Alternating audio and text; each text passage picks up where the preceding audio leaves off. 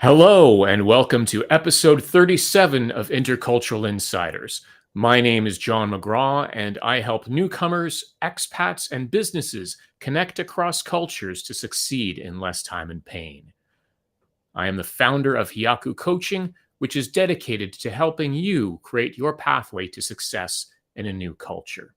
The purpose of Intercultural Insiders is to share the stories of people with intercultural experiences. So if you're feeling isolated or lost, you can hear something from the guests' experiences that could help you, even if it's just a reminder that you're not alone. And today's guest is Courtney Bailey.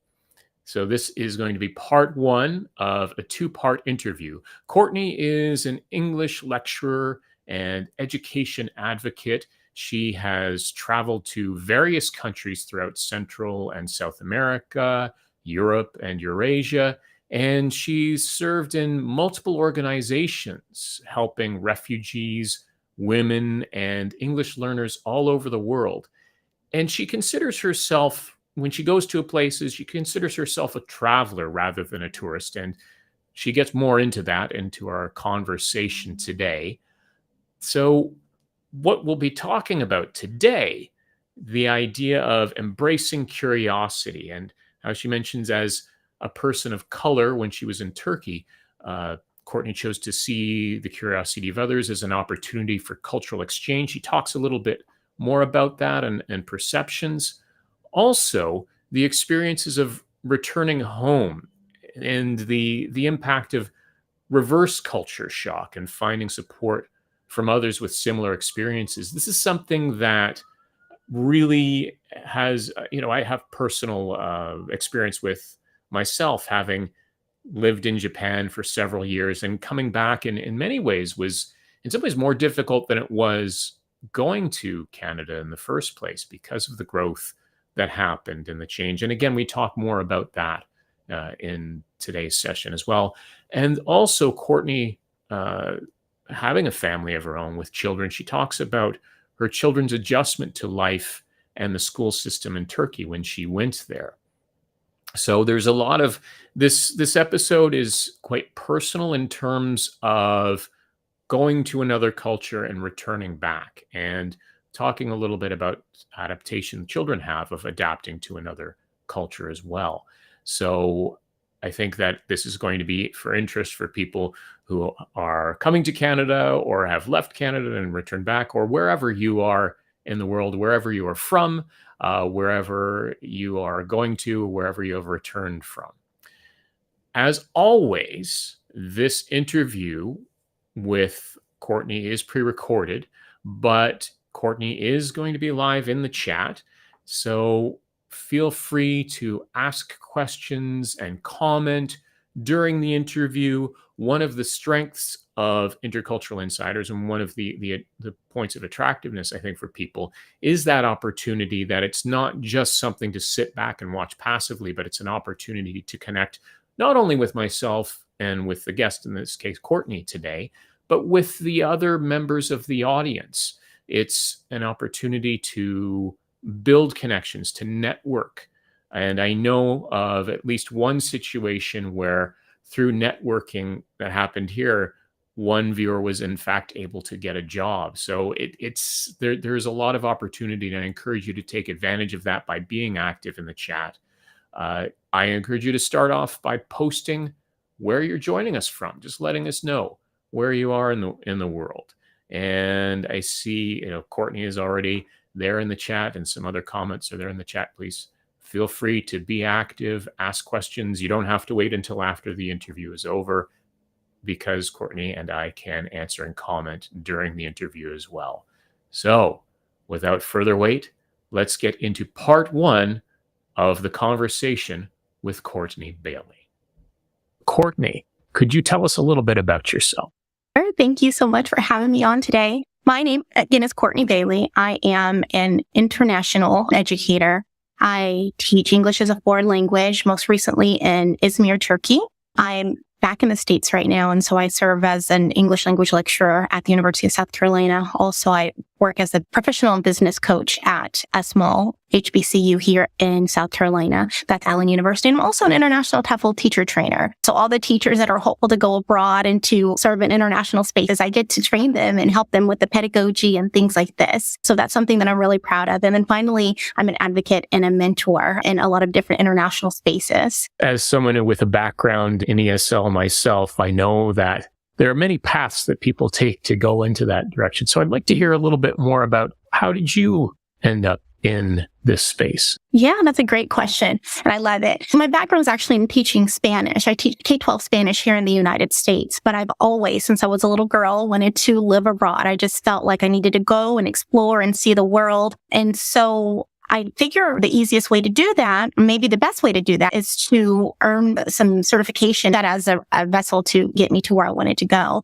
So I did some research and I vacillated on the decision to actually enroll in a TEFL certification course for years because I had actually done a lot of other things before actually making the decision. And as I said, I had a background in Spanish and not necessarily in English. So I felt some self-defeating feelings there. But then I thought, you know what? I'm not getting any younger. If I'm going to do it, I need to do it now. So finally I enrolled in this course and it was amazing. And so I actually was able to use a lot of my previous teaching experience in Spanish as a catalyst to help me in this role. I ended up earning my TEFL certificate in October of 2019. And by November 4th, I was in Turkey. So it was a really quick kind of segue there. And I was just ready to jump in and just let this experience develop me. And it really, truly has. But again, I'm so thankful for the experience. I actually went with International TEFL Academy. And it was just really a comprehensive, all-inclusive course that provided me with a lot of the framework and the foundation that I needed to be successful. And then I was able to build upon that. I could see the principles of language instruction carrying over. And you've mentioned that you've spent time not only in Turkey, but in many other parts of the world as well. Mm-hmm. And I'm curious about some of your experiences, and maybe you could talk a little bit about how it was for you. It's different because I always try to go as a traveler, not necessarily a tourist, wherever I'm going. And so I've had the privilege to go to lots of different countries, including some of my favorites are Portugal and Spain and Cuba, Colombia and South America, and the Dominican Republic. I've been to Iceland, and I've been affected by all of those different countries. I always say whenever you travel, you don't return as the same person because you, of course, will have your own products and practices and perspectives, but then you've had the opportunity to really be immersed in a culture that's not your own. And so it changes who you are. I really feel that I'm different every single time I go on a journey and I return home. But with going to Turkey, it was a completely different experience because I had only ever been there one time and it was in a completely different region. But when I was there, I really fell in love with just the work of the people. It was something that just really spoke to me and really resonated with me. And I said, you know what, I can really see myself living here. And so actually, when I took my TEFL certification course, I just said, you know what, I just want to go abroad. So I said, I'm going to shoot to Portugal, Spain, and Turkey. Wherever I have an opportunity first, I'm going. And it ended up being Turkey. But it's really interesting because Turkey is different than anything that I've ever experienced before. And there's not a lot of people of color. So even from that perspective, that was very interesting for me, the way that I was received in that capacity, because I moved to Izmir, which is more on the western coast of Turkey. And it's one of the larger cities, the third largest city in Turkey. And it was really interesting, my walk there. And I recognized, I always say that there's a responsibility with traveling because you're serving as a representative of your culture, of people that look like you, of your nationality. And so that was something that I took really seriously. And I wanted to make sure that I was walking with poise and with decorum and that I was representing my nation and the people that look like me very well. It was a great experience and I will forever be connected with Turkey. I'm actually going back tomorrow. Oh, fantastic. Yeah. That's great. And you mentioned when you travel, you go as a traveler as opposed to a tourist. And you've already mentioned a little bit about it in terms of how you represent yourself. But could you explain a little bit more about what that means to you? Yeah, absolutely. So I like to go off the beaten paths. Of course, doing lots of touristy, well-known things is fun and it can be very exciting. But I want to sit down and have a meal with a local family. I want you to teach me your culture. I want to go into a mosque I want to understand your products, practices, and perspectives. So that way I can understand. There's little bits of culture that I like to take with me. And that's really my souvenir. My souvenirs are those perspectives and those practices that I can bring back with me and make myself a better person, and then make extensions of me better people, whether that's my students here in the United States, my own children, my spouse, anyone. So it's important to me that I develop myself so that way that can ripple out and radiate to others within my extension. I appreciate that viewpoint of being able to learn about those different perspectives and taking something with you. Exactly. Now, sometimes this can be a question of how much to take in, because I think particularly when someone is in another culture for a length of time, there can sometimes be a question of identity, the concern of wanting to adapt versus being true to yourself. And for people who might be struggling with that, what kind of things would you suggest? That's actually a great question. I'm so glad that you asked that. And I would say to connect with other people that have been in that role or in that situation, because there's a wisdom there. And I'm sure that anyone that has stayed for a longer length of time outside of their own culture, there is that struggle there with identity and who am I and how have I developed? And I have definitely struggled with that. But I've connected with a group of individuals. I'm actually a part of several Facebook groups and LinkedIn groups. And I've just connected with individuals that are like-minded, so that way I can actually feel safe enough to share that I'm having some challenges or some struggles with my identity as it relates to my interaction with other cultures and just my immersion with different cultures. So I think that, as I said, connecting with other people that have been in that situation is going to be extremely helpful. And then also to recognizing that sometimes there's a quote that says growth really never came from comfort zones or something like that. I'm misquoting it. But what I'm trying to say is we lean into discomfort and we should be researching and analyzing and looking for that growth. And so when we're feeling uncomfortable, it's probably because we're growing. And so we should really lean into that and see what it's about rather than be afraid of it. That's really what it is all about, finding those experiences and finding opportunities for growth. You also did briefly mention being, as you said, a person of color in an area where there really aren't so many. And a lot of people that look like me in Turkey. Yeah. So I'm curious, can you talk more about that experience? Sure. I'd been to the Black Sea region, and that was just for a few short days. It wasn't an extended length of time at all. So I really had just a quick snapshot of a different region that I didn't move to.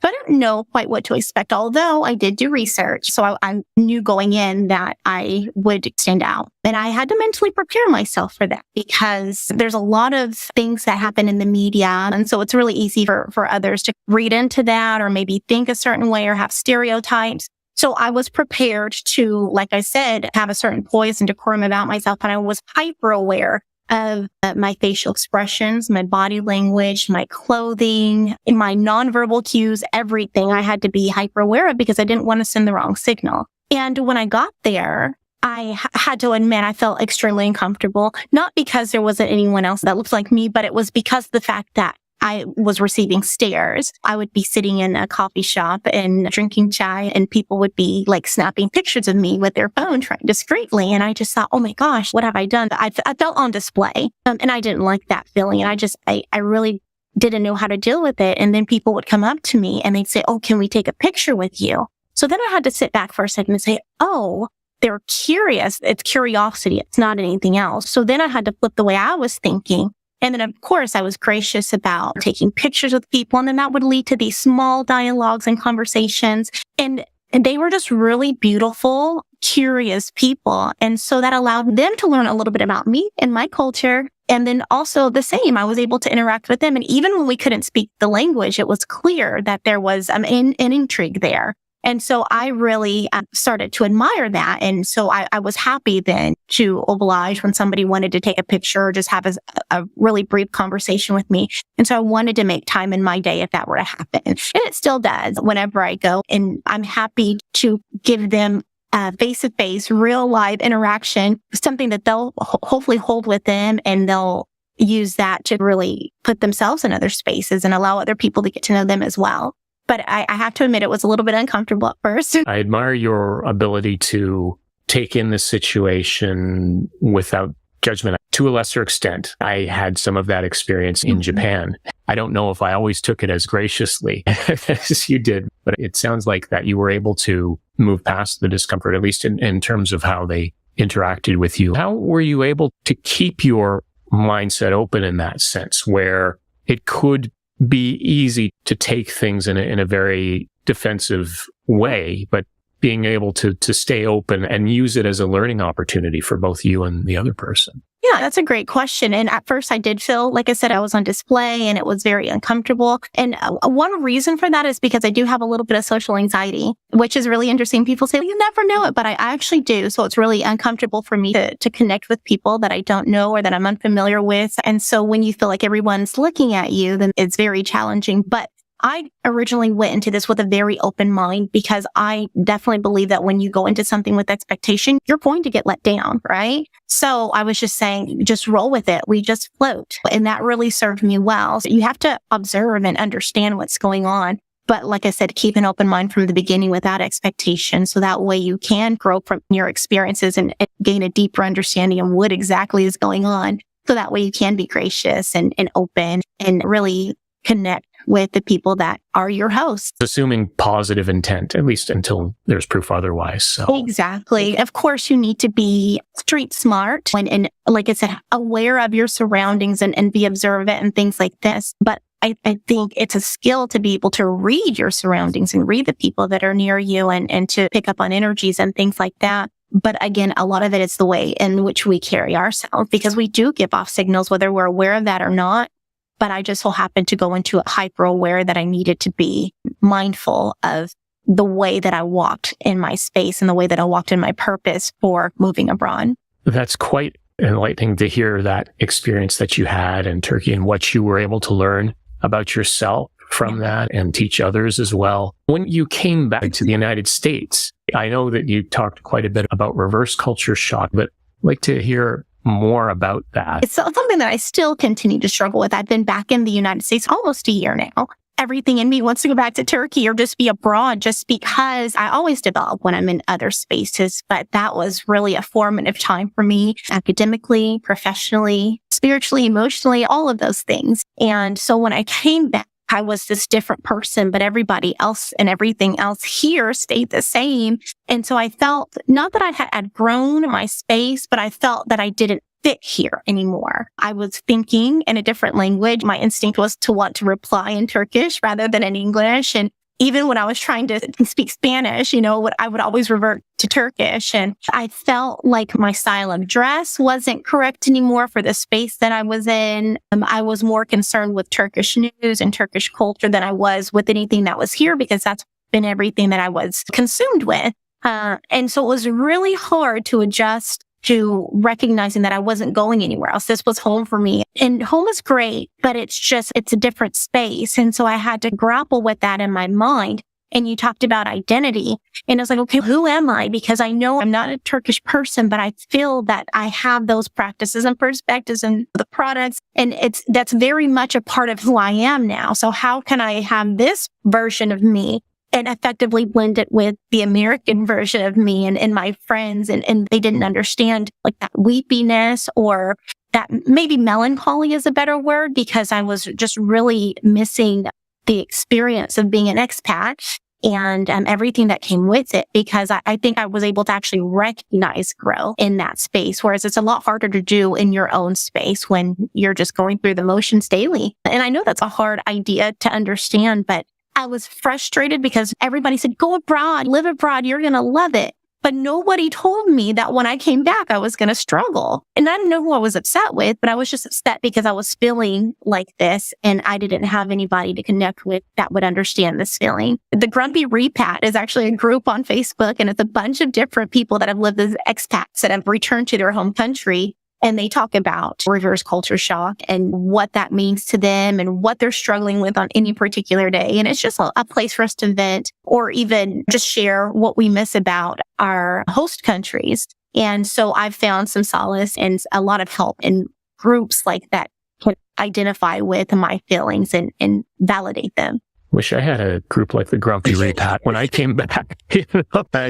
Yeah, all of the things that you're mentioning, I was laughing because they sounded so familiar, Yeah. resonated with me. I was mixing up French and Japanese in my mind and things like that, linguistic difference. And yes, that sense that you've lost something when you come back because you're not the same person that you were when you went, because you have taken on these other things, and that struggle of finding that way to blend those parts of yourself and not letting all of that go, because it is part of you. At least having that group where you can get that support to talk with others who've gone through those experiences and sharing that. And now you've been back for at least a little while in the US. Are you finding ways to integrate that Turkish part? I'm still taking Turkish lessons. I was actually in Turkey during coronavirus at the height of it and when it started. So I do feel that my linguistic abilities there are not as strong as they should be just because we were quarantined. So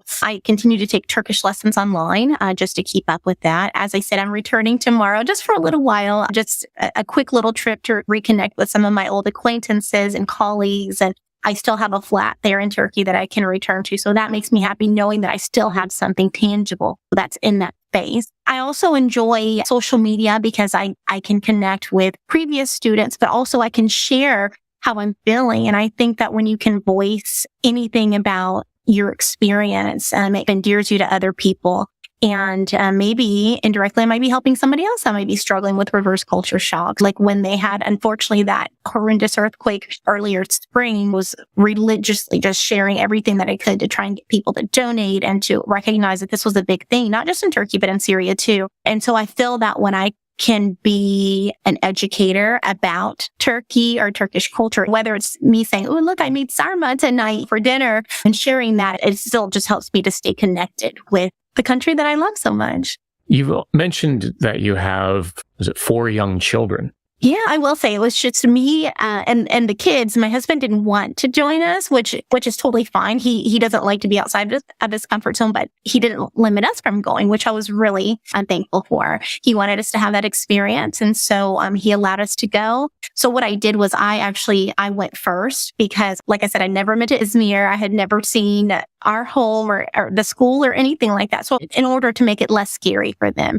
I wanted to make sure that everything was stable and good. So that way I can receive them and say, look where I live now. This is our school, and this is the grocery store, and this is where we're going to walk every day, and these types of things. But it was really interesting because at the time, my daughter Lola was going into kindergarten. So she started kindergarten in Turkey. I had a second grader, 4th grade, and then 7th grade. I have 1 boy, Roman, and then 3 girls, Lola, Poppy, and Naomi. And they were excited for the experience, but also very nervous too, because not only was their geographical location changing, but also their family dynamic. We went from a 2-parent household to a 1-parent household, and they understood this. We talked them through it, and they understand that it was nothing bad, but also all good things. And so they went into it with an open mind too. It was full immersion. They attended the school that I taught at. I taught at a private K-12 school there. And so they were thrust into that environment. They didn't know any Turkish when they left. Everybody thinks, gosh, you're crazy to put your kids through that. But it was an experience for them. And one that probably most kids can't say that they moved to Turkey or any other location and had that experience. So now they have forever friends in other parts of the world. They understand the education system in Turkey. And a lot of Turkish language are still very much connected with it, just like me. They went through hardships as well with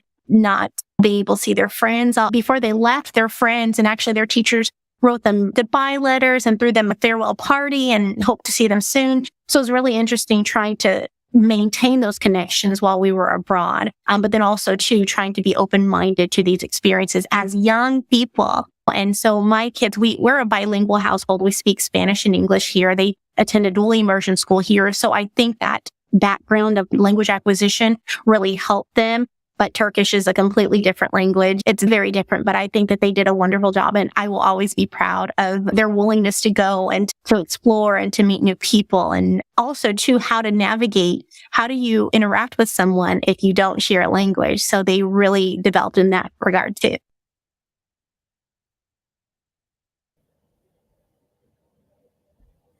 That was part 1 of the conversation with Courtney Bailey. And part 2 is coming up next week, but I wanted to give a little notice about finding ways to keep up to date on the show. And I've shown this code earlier before, but to find out more, to keep up to date on what the latest episodes will be and what's coming up, subscribe to Intercultural Insiders Info on LinkedIn. It's a LinkedIn newsletter. So that way you can learn about all of who the next guest is going to be. And I just encourage you to subscribe there. That's the best way to keep up to date on that. And for those of you who prefer to listen rather than watch, there is the Intercultural Insiders podcast, which comes out the following Monday. So this episode is going to be coming out on July 31st as part of the podcast. You can find out more about that. Subscribe. It's available on most major podcast platforms, including Apple Podcasts and Spotify. Subscribe to that to get it in your device first thing on Monday. And feel free to comment, like, and subscribe. And let's see. So there were a lot of things that came up in the conversation with Courtney, and in terms of being aware of, I think one of the things that really stood out for me was the idea of avoiding judgment when others are, perhaps you're getting attention that you don't want. It's very easy to assume that is negative attention, as Courtney mentioned, perhaps when she was in Turkey, experiencing that as a person of color, receiving that attention. But then, as it turned out, that the attention appeared to be just curiosity. And she was I admire Courtney for taking that attitude of being open and using it as an opportunity to connect and to do a cultural exchange, rather than seeing it as an annoyance or something negative. So that's